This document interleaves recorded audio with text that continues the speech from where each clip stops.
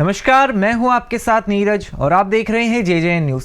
भारतीय रुपये में वैश्विक कारोबारी समुदाय की दिलचस्पी काफी बढ़ती जा रही है, जिसको ध्यान में रखते हुए भारतीय रिजर्व बैंक ने एक अहम फैसला लिया है।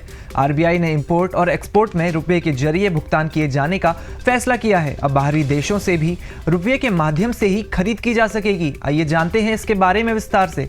भारतीय रिजर्व बैंक ने सभी बैंकों को निर्देश दिए हैं कि वो भारतीय रुपये में इंपोर्ट और एक्सपोर्ट के भुगतान का पर्याप्त इंतजाम करें। ये एक बड़ा फैसला माना जा रहा है क्योंकि इससे देश को आर्थिक रूप से आत्मनिर्भर बनने में काफ़ी मदद मिलेगी और डॉलर पर भारत की जो निर्भरता है वो भी काफ़ी हद तक कम हो जाएगी।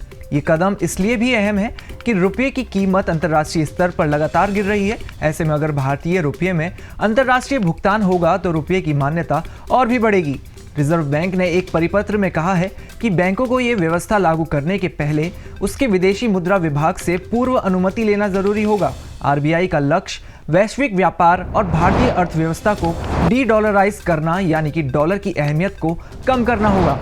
आरबीआई द्वारा जारी एक प्रेस विज्ञप्ति में कहा गया है कि भारत से एक्सपोर्ट बढ़ाने पर जोर और भारतीय रुपये में वैश्विक कारोबारी समुदाय की बढ़ती दिलचस्पी को ध्यान में रखते हुए वैश्विक व्यापार को बढ़ाने के लिए ये तय किया गया है कि बिल बनाने, भुगतान और रुपये की खरीद और बिक्री से निपटान के लिए एक अतिरिक्त इंतजाम किया जाए। हालांकि ये एक लंबी प्रक्रिया है और दशकों में इसके पूरी तरह से चलने की संभावना है। इस प्रक्रिया को सुचारू करने के लिए व्यापारिक भागीदारों का साथ व्यापक और विचार विमर्श की आवश्यकता होगी।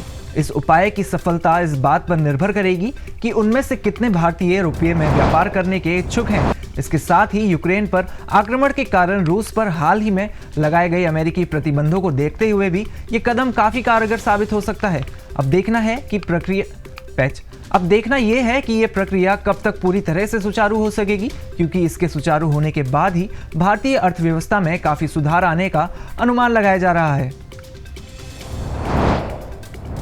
तो फिलहाल के लिए इस खास खबर में इतना ही। बाकी की तमाम खबरों के लिए आप बने रहिए जेजेएन न्यूज के साथ। धन्यवाद।